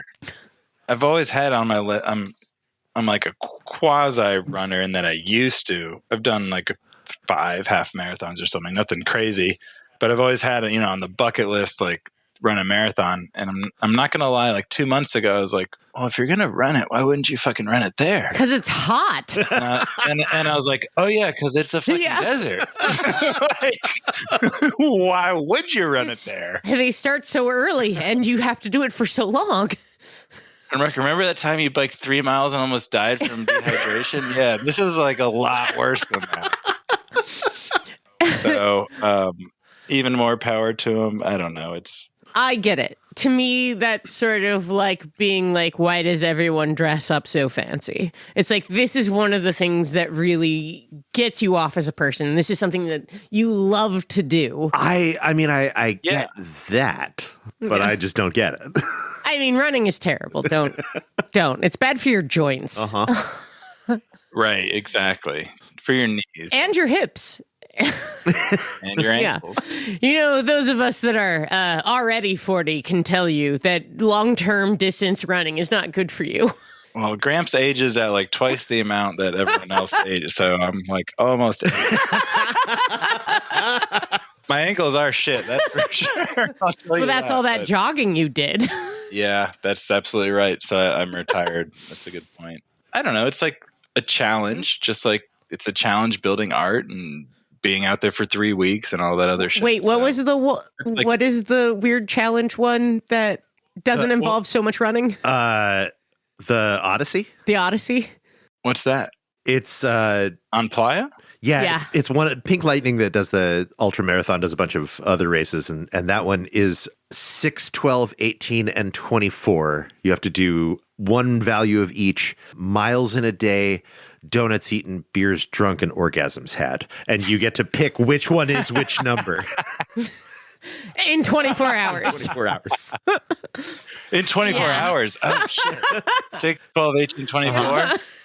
What is it? Donuts, orgasm? Miles and beers. And beers. Miles, like walked or Yes, run? miles walked or run. Not biked. Biked. Whoa. Right? It is a perplexing question. Have you guys done the Odyssey? No. No, but it has come up with both of the guests we've talked to about the Ultra this year. Yeah. I thought you were going to reference the Slut Olympics. The Slut Olympics. As the other. At Slut Garden. Slut Garden, or is Slut Olympics? Yeah, it's Slut Garden. What are the Slut Olympics? I don't think I know them. I can imagine. Oh, Jesus Christ. This was the only time I saw it just my first year. I think they were back this year, but I think they took a year off or something. No, but it was my first year. It's at Slut Garden. It's like during the day on like a Wednesday or Thursday or some shit. And it's all these sexual competitions but in the sense of like a group of 5 dudes and like who can get hardest quickest, have like some women hanging off of your... Sounds terrifying. I don't even need to get hard, but that sounds like a bad thing to do in front of a crowd.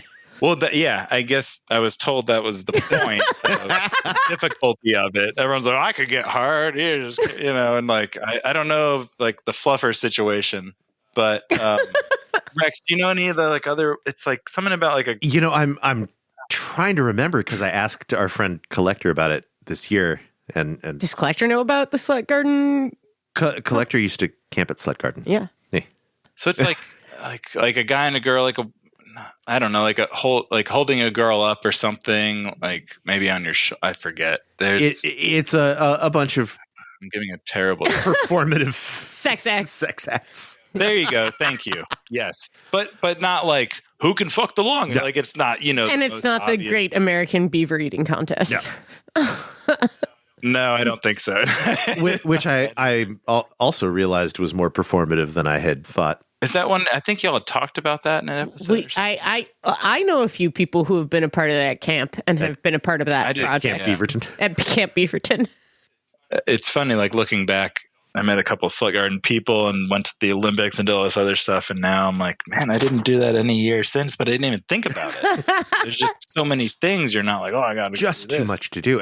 And you've made me realize that I need to go and at least witness one of those events. Yeah. I haven't seen fucking public sex at Burning Man in a minute. And the ones that with an invited audience, I feel like are good ones to go to. Yeah. One of my more like Burning Man stories happened this last year. It was like the day before we left, and I knew there were a couple art pieces I hadn't been to. I was like, all right, I'm going to go find some of them and check them out. I was in Deep Playa. I don't really remember where, but it was like this basically scaffolding that was like 3 or 4 levels, and you like would climb up and then go forward. So they weren't like straight above each other, you know, but it was sort of tiered. And I can't remember really what else was to it, but it was sort of this like lookout, and you get up there and you look out on all of Playa, and it was really cool. Anyways, I'm climbing up, like I'm at the 2nd level, and there was this couple up there, and I don't know if they were like making out or something. And I was like, hey, do you guys like mind? I'm just about to head up and check out the art or something. And they're like, no, we don't mind. Just, we're probably about to fuck. Oh. This is like 4:00 in the afternoon. And I was like, oh, okay. I don't really give a shit. I really want to get up there and look at the view if y'all don't mind me walking up. They're like, no, we don't give a shit. So I climb up there, and like as I get up there, like he's like fucking her. And I was like, cool, I don't really care. Like, great. And so I was on the other side looking at things, and then they like made their way down. I thought they had left.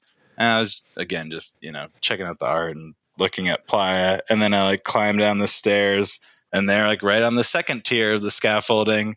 And he's just like going down on her. And I was like, man, y'all are having a great burn.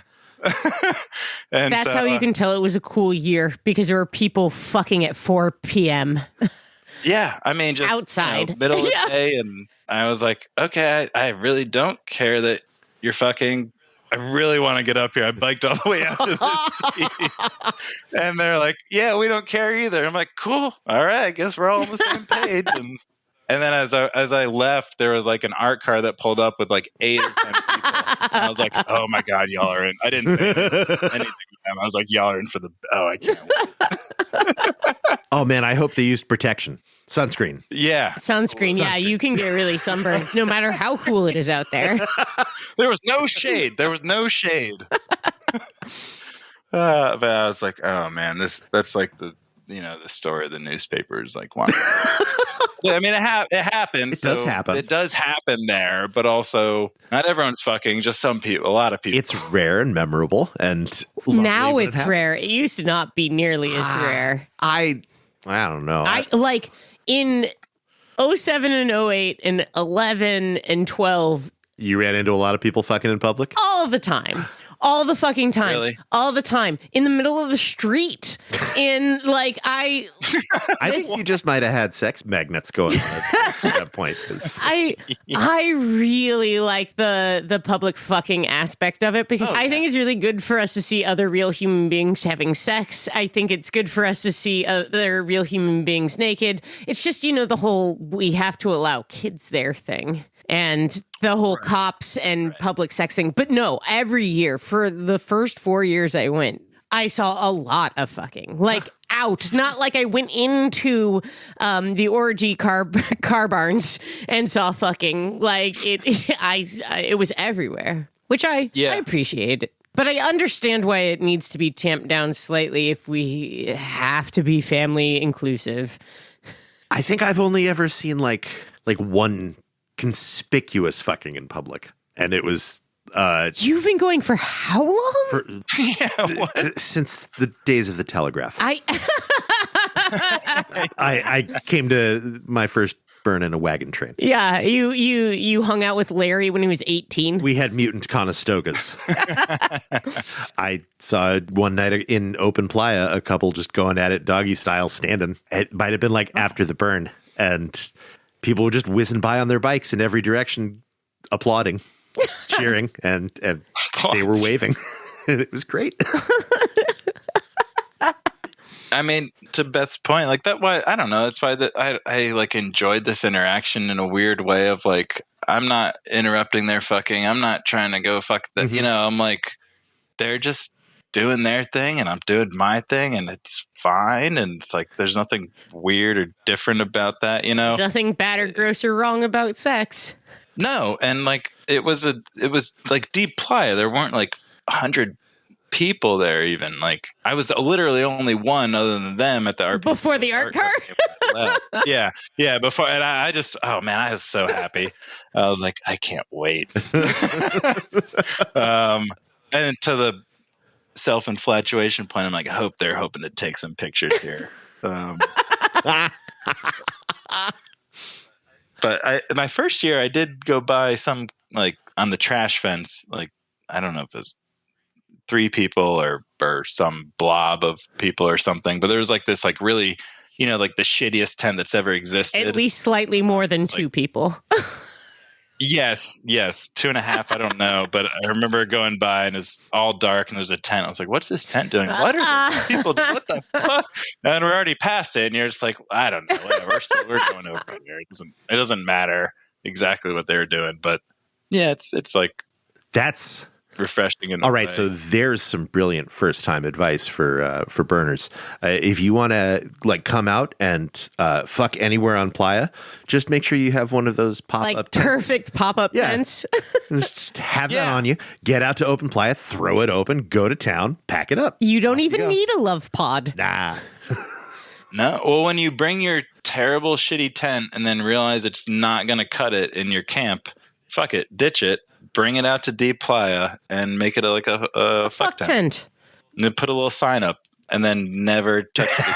But you're going to have to throw it out because that's on you. That is so much cheaper than the love pods. No one has to bring sheets, Oh, the love pods didn't have sheets. They had an inflatable couch. They had splinters as well. They had splinters and ground and inflatable couch. Now I'm thinking about how easy it would be to improve on the love pods. Yeah, just make them cheap. You don't use hundreds of dollars worth of lumber to make an enclosed space to do your nose drugs.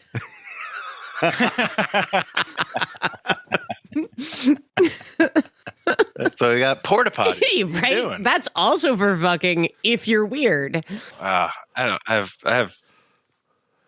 don't know. Yeah, agreed. To each their own. I wouldn't, but also I wouldn't have erotic feelings about smelling my own farts. Yeah, I'm not here to yuck anybody's yum, but like porta potties are their own yuck. Yeah. Well, the problem is it's everybody else. Yeah. Yeah. That's more my issue. All of the people shitting before and after you cannot consent.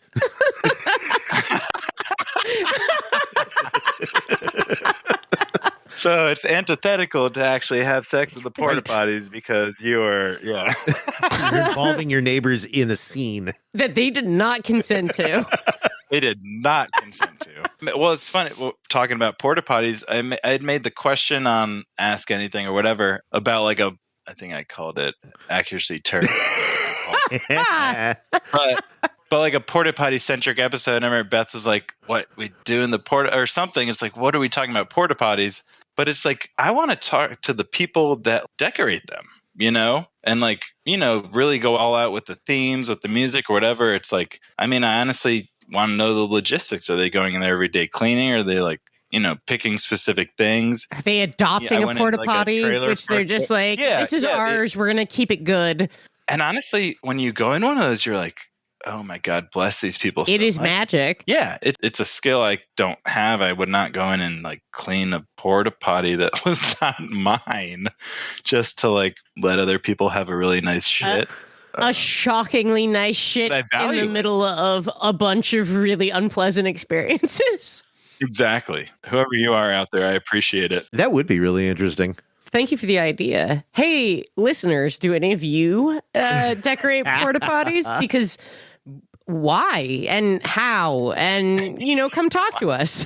I was just thinking when we mentioned the horrible circumstance of fucking in a porta potty, it would be pretty funny to sneak a speaker into a porta potty and just have a loop of porn sounds. Oh, that would be so great. Yeah. That would be so great.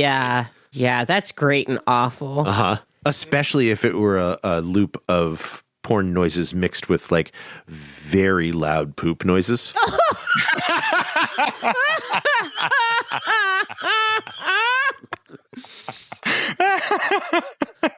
So this year in our camp, someone put a motion activated sound box in one of our porta potties, and it made minion sounds. But we could do that so quick with sex and farts. Oh yeah. Yeah. Oh yeah. That's incredible. Oh, I love it. This idea is too good to not make happen. And it's easy. It's pretty low effort. Yeah. On the grand scheme of things. Yeah, I have some spare Bluetooth speakers. Yeah. This is not going to be hard. We can make this happen. And I have some tablets. I can't. Oh my God, I've got all the tech on hand. Putting ideas on this one. Oh God. He's going to be editing this later and break in and tell us his brilliant genius idea for it. It's like, okay, I told Beth and Rex I had this idea 5 years ago. They didn't listen. They never listened to me. Well, I guess this is the year I'm doing art. Spoiler alert, it wasn't. Yeah. The rogue art is awesome. It's all, there's so many things you can do with such minimal whatever. I don't know. That is what makes the event. Mm-hmm. When you go into a porta potty and you're just like, what is going on? There's just people like fucking the whole time. And then like taking crazy shits every 10 seconds. Like, what is this? And D-Day cut this out. He didn't, because there was no reason to. The thing is, the speaker wouldn't go in the porta potty. I'd find a space between two where I could wedge it. That would, yeah. So it's not even on like the poop smell spout. Yeah, so that like it. nobody could find it. Just the vent. But how do you make it activate? It's just going to go all the time. It's just mean. Yeah. Oh, we should go put it in Gates potties.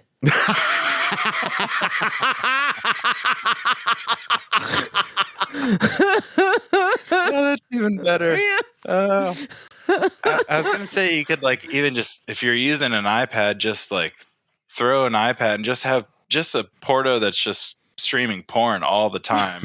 But then I'm like, it's gonna be even grosser than you want it to be. Yes. That's gonna you don't want to invite that. No, I want to give the impression that the people in the next potty over are fucking. Okay. Yeah, and and it's gonna be funnier if we do it at gate. It would have been, but they never got around to it. Are you gonna like get some audio where it's like, oh my god, we're at Burning Man in the Portos fucking, and no one knows we're doing like very on the nose. All right, we're gonna have to recruit our friends. Yeah, we're gonna need some gate participants for it to be really legit. This is so hot and so disgusting. This sounds like the perfect prank for you guys to play on Gate Friends. Oh my god! Definitely cut this and then release it later after you guys actually do it.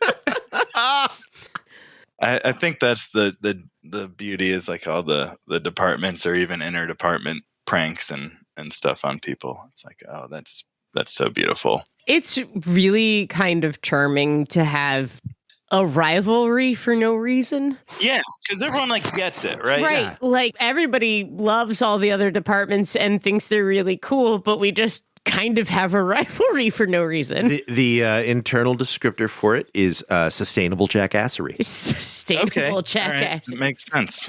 Not the kind that makes people really belligerently mad at each other. Right. Just enough to be pretty pissed to like act in retribution. You are going to laugh at some point.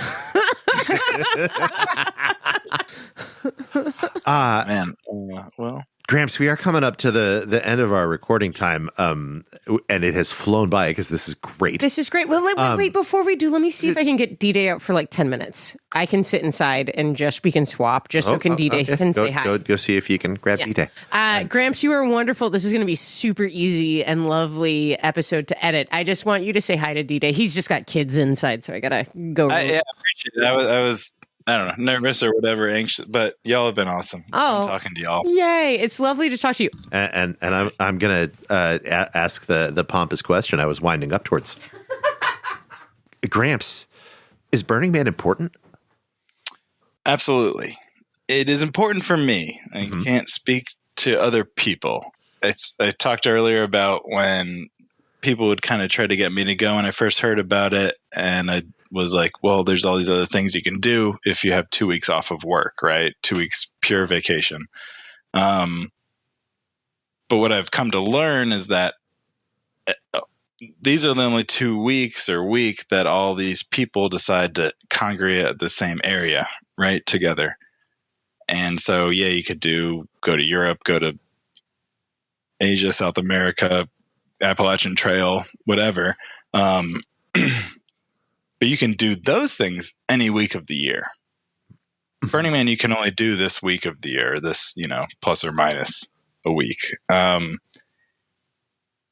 I can't speak to other people, but like the mental sort of clarity and freedom that it sort of provides, the lack of a schedule that I have to be held to, the lack of, I don't know, I guess like structure. It's sort of like backpacking, but with a bunch of shit to do. And you can do whatever you want. And for me, I don't know, it's provided this like sort of place that my brain can reset more than anywhere else I've found. And for me, that's incredibly important. It's such an interesting, unique experience that I remember I've heard you guys say everyone is invited. It's not going to be for everyone. And I think that's for sure true. Oh, yeah. Yeah. There are definitely people who are going to have a terrible time. Yeah. Friends of mine are intrigued. I'm like, I don't know. I think I might go. And I'm like, you would fucking hate it. Like, there's no doubt in my mind. You would fucking hate it. So don't come because you're going to be pissed at me and be like, you said it was awesome. I'm like, it is awesome if you weren't you, but you're allowed to be you. But this isn't your like, I don't know, this isn't your outlet, right? So I think it's important in that it prioritizes all this art. It prioritizes people doing things for the greater good, people doing things not for themselves, but for other people to enjoy and appreciate. And like I said, that extends to Gate, DPW, ESD, like, or even, you know, you Campus Slut Garden or Verbia or whatever, and build the infrastructure and do all these things. Like, whatever you bring and offer, whether I get to it or not, it's awesome. It's something that I haven't really found. I'm not saying it doesn't exist, but it's something that I haven't really found elsewhere. And it's just such a special week. It's hard to describe, like, the joy that it really does bring.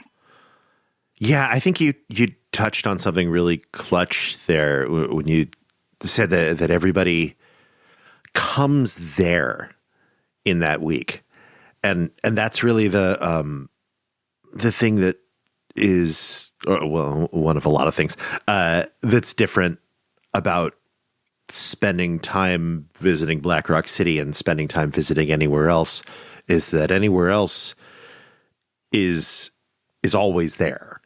Yeah. And anywhere else has people where that is their home and their workspace. Right. Or it's the wilderness. But this is that totally magical thing that's an entire city's worth of people deciding to be in one place together.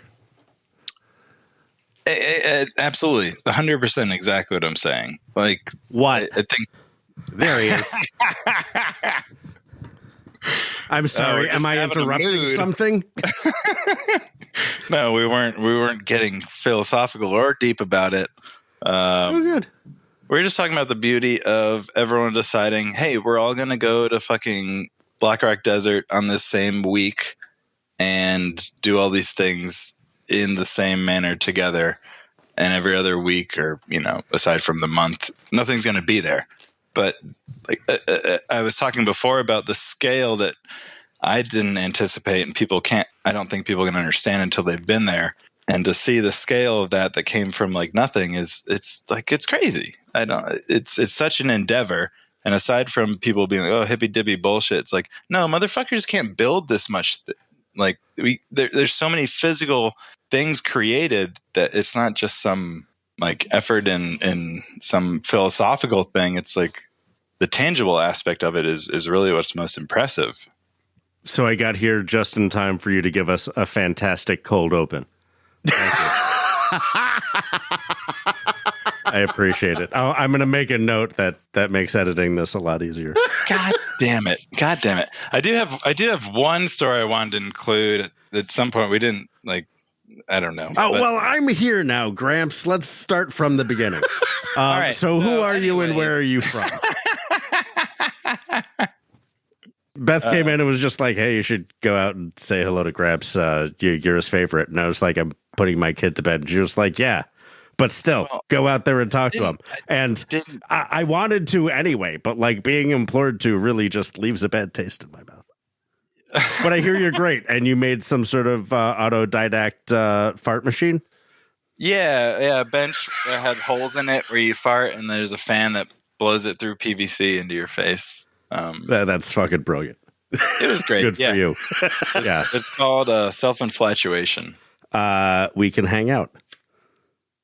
Excellent. And I was trying to come to the whatever meetup or whatever, but I was desperately behind in my art piece, and I was like, well, if it's gonna open before the man burns, I think I need to stay here and fucking finish it. You're a real artist. I'm gonna go there and get real fucking drunk, and then not do anything else the rest of the day, and wake up and be like, ah, shit. Well, so the funny thing is, another funny thing, I listened to this episode again today, the Buddy one. Mm-hmm. I mean, like, one of the best. It's got to be the best. Like, the first time I heard it, I'd never laughed so fucking hard. I'm just like, this dude is so absurd. and then like made my wife. I listened. I think it's like the fourth time I listened to it today. I mean, the first time was, a year ago or more, but I was like, oh, let me listen to an episode. I was like, let me just fire that one up again. But then he kept talking about, and I wanted to go hang out with y'all or whatever. But like I said, the art piece, couldn't get away. But then I was leaving. I was like, dude, I don't know. Buddy's story just resonated. It was so fucking funny. He seems like a cool dude. I just want to go say hi to him, right? I didn't get to say hi to y'all, but I know he's at Anonymous Village. People know him. I can go ask for him. So I went. I was about to leave, but I was like, fuck it. I'm going to go see him. Asked a couple of people and found him, and he was striking with this dude. And I was like, buddy, do you have a second? And the dude was so mad, they're striking. And he's like, who's this motherfucker? Interrupting our strike just to say hi. And I was like, that was the other guy. And Buddy was, the guy, I get it too. I would have been pissed too. But Buddy was super nice. And so I just wanted to say hi. And I was like, dude, your episode was fucking hilarious. And I'm glad you do the anonymous thing and all that. But I just remember the look that this guy gave me when I was like, do you have a second? And they're just in the middle of pulling up, lag bolts or some shit. And the guy's just like, is this motherfucker serious? This is we've been under 24-hour dust watch. And now we can finally get shit up so we can leave. And he's like, hey, you got a second? I heard you on the podcast. You want to chat? Fucking Buddy's famous ass. Yeah, exactly. You shouldn't tell that fucking story. But I was like, well, sorry. This is the community that the podcast has inadvertently built. So he's a part of it. So you're going to have to suffer through dealing with the... You have to understand this is important historical stuff. Yeah, exactly. I was like, no, but what they're trying to do is get people's stories so that they have an audio narrative. But I don't know. It's been a lot of fun, on the Discord and just chatting with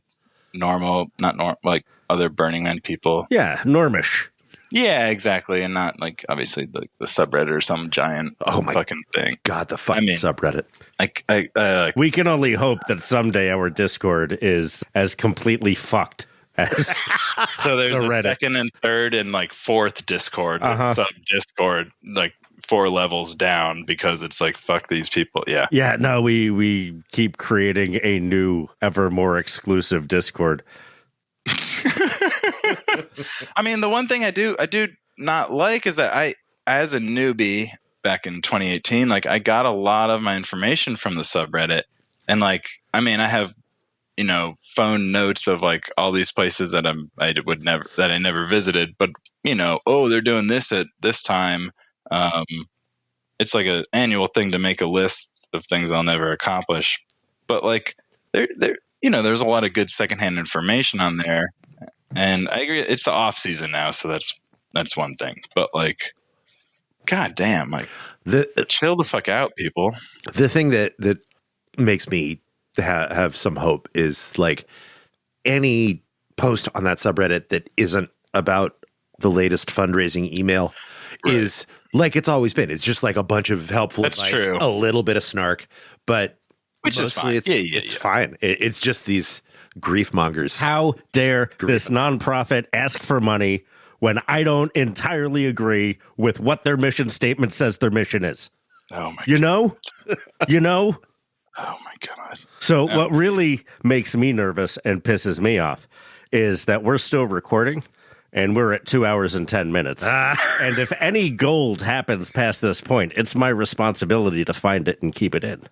So I say we keep talking, but we stop recording right now. But that's also your fault for coming in so late. Yeah, man, I don't want to be here. Do you want to be here? I'm just sitting at home. I have nothing going on. Fair enough. But you guys are right. That's why I said, it's the off season. And I try not to get discouraged, but I'm like, yeah, shut the fuck up. I worked at a nonprofit, whatever. It's Reddit. It's all this bullshit, but it doesn't harm you to be asked something. Yeah. I don't know. The end of the world bullshit. We don't need that right now. This is my outlet. So let me. It's the internet. The haters are always going to hate.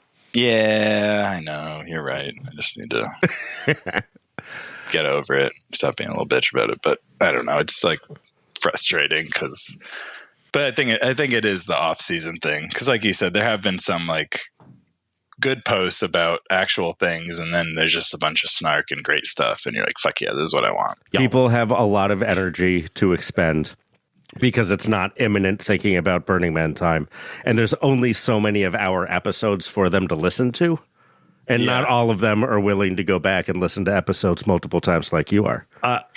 You're truly one of the best. You get to be on the second secret Discord. I've discovered that burners are starting to get onto Blue Sky and network. I thought those were bots. No, I'm getting like a follow a day from people who are connected to other real burners. I don't want to brag, but I'm getting 2 or 3. But I'm pretty sure a lot of them are porn bots. They're the porn bots, unless Cumhole Jenny is applying in which case, Cumhole Jenny, you find me at the listener appreciation party this year, okay, baby? Okay.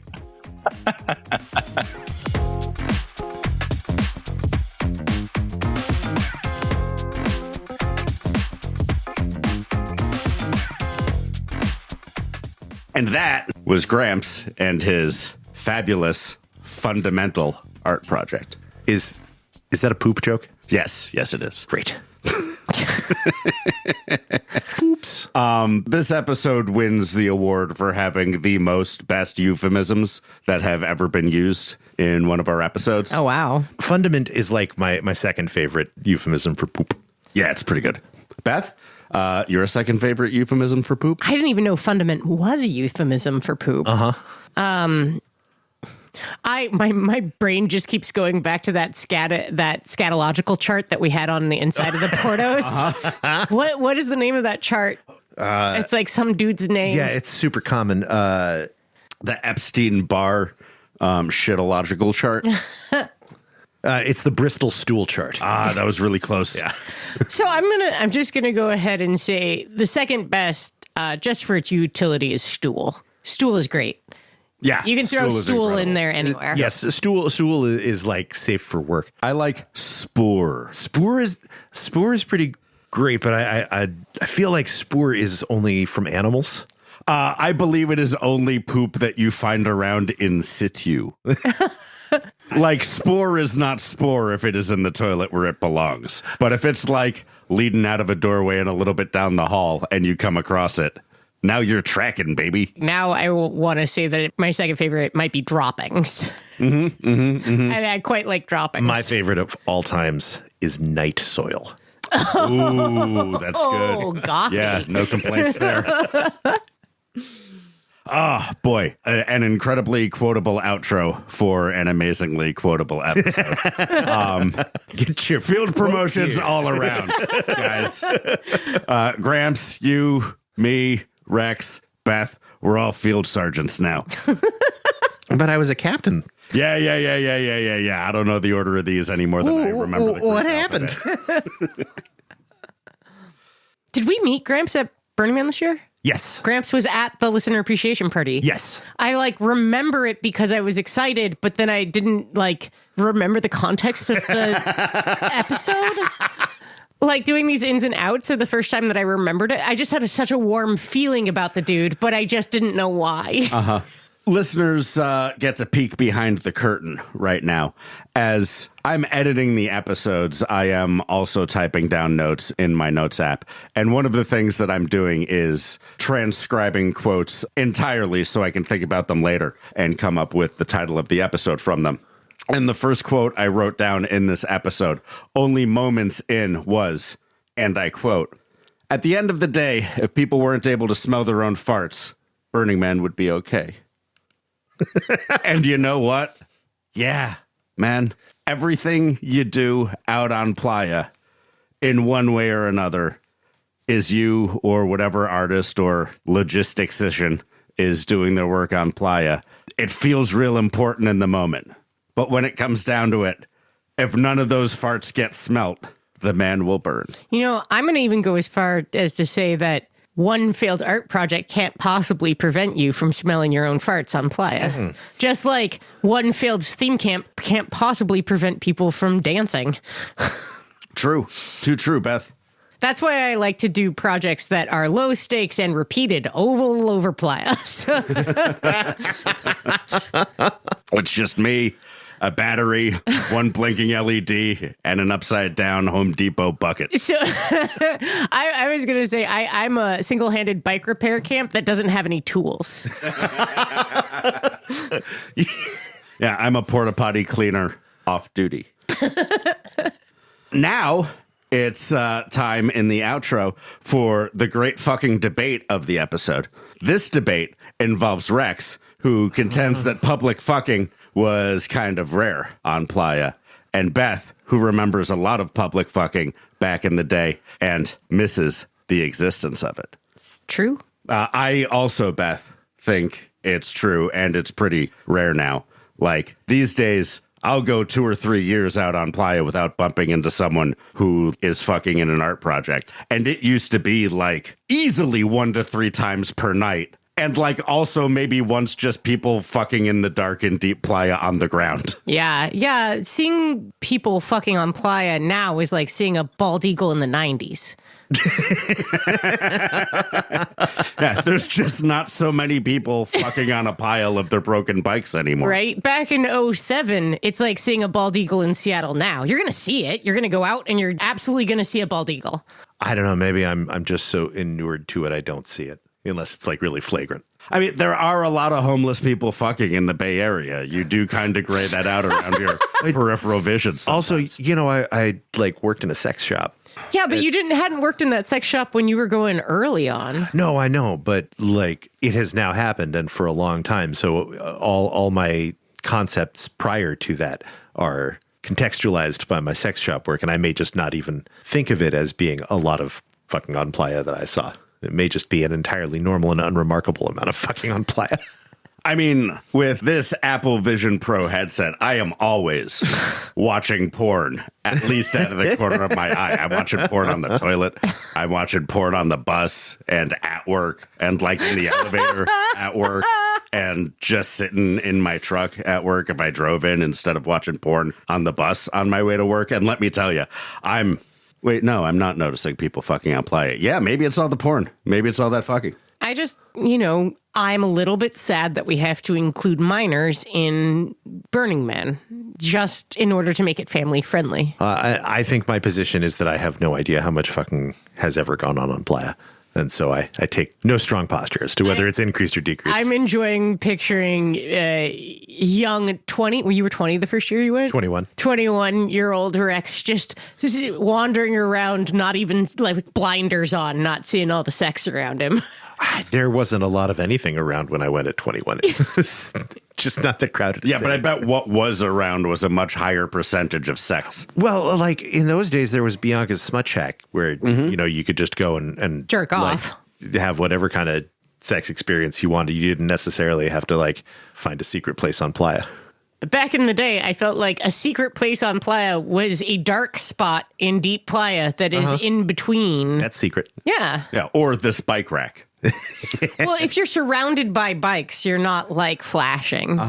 No, my favorite ever were the ones that were doing stand-up doggy style in Inner Playa, maybe like 100 yards off the Esplanade in the early evening as hundreds of people whizzed by on their bikes. I sometimes love you gotta those fuck. horny idiots. How can you not love horny idiots? Especially consensually horny idiots is just something that is lovely. Do you guys remember those two people fucking at decompression on the ground? Yeah. For a long time. It was so Several funny. circuits of the park later, they were still going. Like, I am so here for that. I support that in theory. My values are completely in line with that. I don't even care if kids see.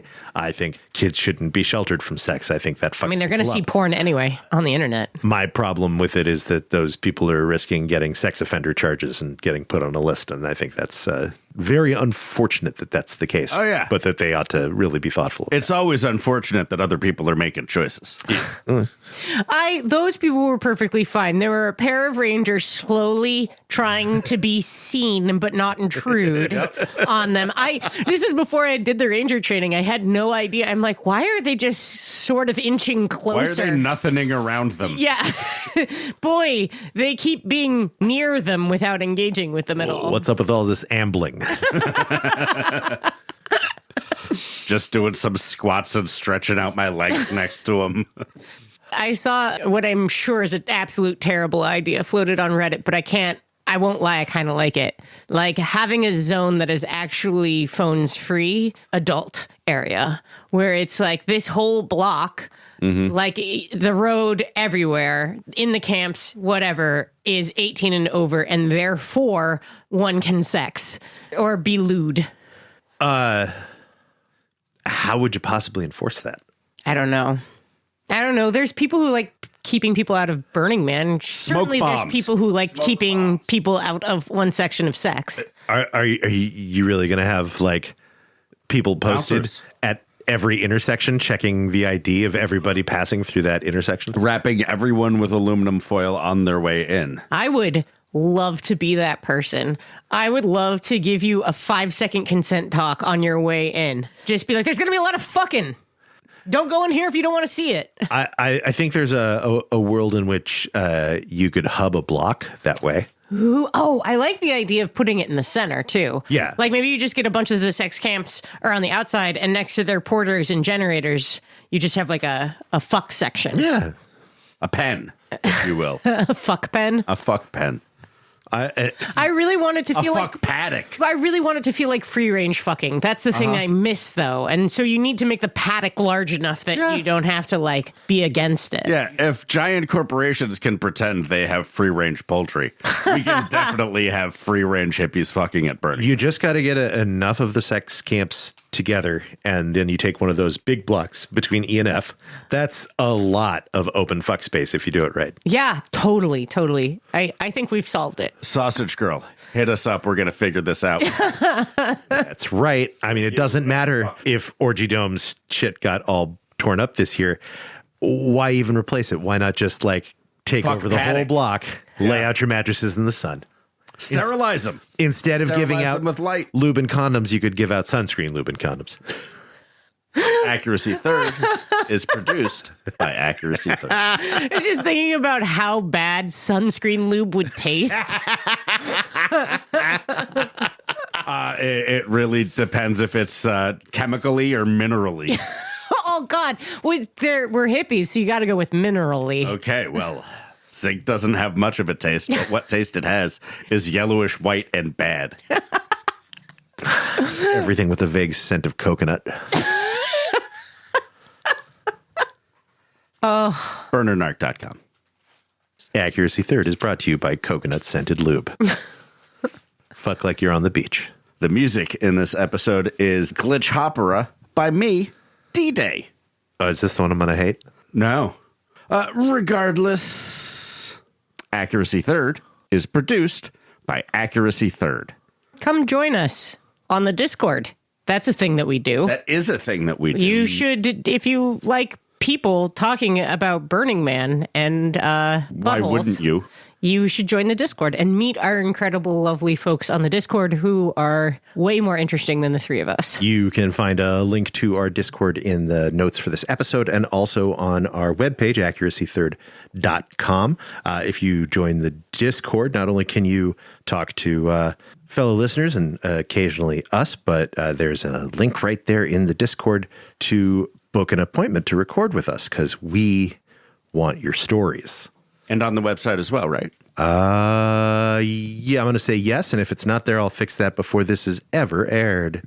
And if somehow you have this podcast downloaded to your device, but you don't have the internet right now, so you can't check the show notes or go to our website to find out what the link to the Discord is. The link to the Discord is https://discord.gg/G capital X capital U B7, lowercase h, lowercase f, 6, BD.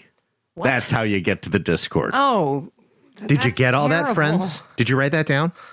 Did you have your fountain pen ready? Your inkwell open? Your nib sharpened? Your blotter ready to blot? I have been waiting all off season to do that. Ah, the man got his gag in.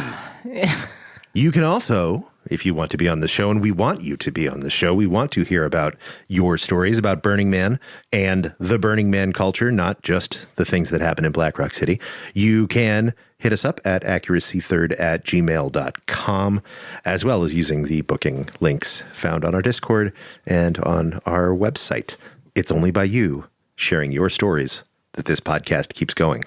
I mean, it'll keep going. Otherwise, D-Day will just make things. But if you're not telling us stories, I don't know that you're going to want to hear what he's making. I'll remix old episodes into new episodes. Yeah. He'll just cut and paste sentences and words. This podcast is brought to you by our patrons on Patreon. Thank you, patrons. We literally could not do this without you. Reminder to longtime listeners and news to first-time listeners, or anybody who's starting on this end of the podcast and working backwards, we are entirely a non-commercial operation. This is something we do in the spirit of the 10 principles. We do not make money off it. The funds we get from our Patreon help to cover our production costs and our listener appreciation party.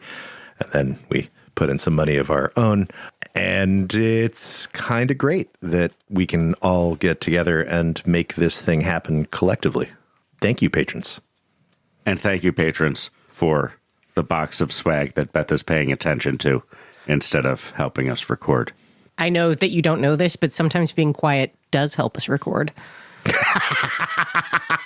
Boy. The rare life. You do 2 recordings in 1 month, and you're all up on your high horse. Maybe 3. Maybe that was 3 recordings.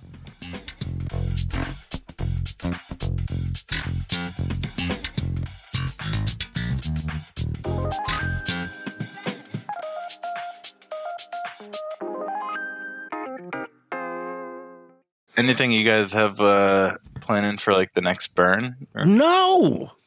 Yes, I have to cook by myself. Hey, are you a short order cook, or have you worked in kitchens? Yes, I've worked in kitchens. I brew beer as well. So you want to work in my kitchen and brew beer? I just met you, but I'm willing to go out on a limb and not do any volunteer recruitment. No, he does not. He does not want scheduled time. You don't. Well, you don't want this gig. Yeah, we talked about that. Yeah, right. Shut up. I'm out here doing the interview now. I did 2 shifts in the fire. That's what I did my shifts in, was the kitchen. And fire camp. So we made food. Yeah, for 150 people. Cool. I know how to be clean and cut things and all that jazz. I need you to be clean and cut things and not listen to any jazz in my fucking kitchen. You hear that, Rex? Easy. Yeah, this is going to work out perfectly. You should email us at accuracythird@gmail.com, and I'll give you another email address where we can talk about Burning Man stuff. He's like the top conversation. Just jump in. It's open right here. It's this one right here. I'm that not at the computer. Yeah.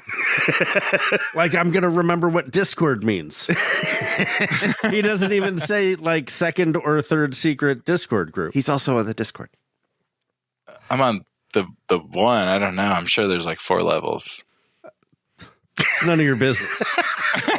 You'll be invited to however many levels you get invited to. We will re-listen to this episode and decide how many levels. If you have listened to this episode at 3 points in this episode, I have given a hint of what the URL for the super secret Discord is.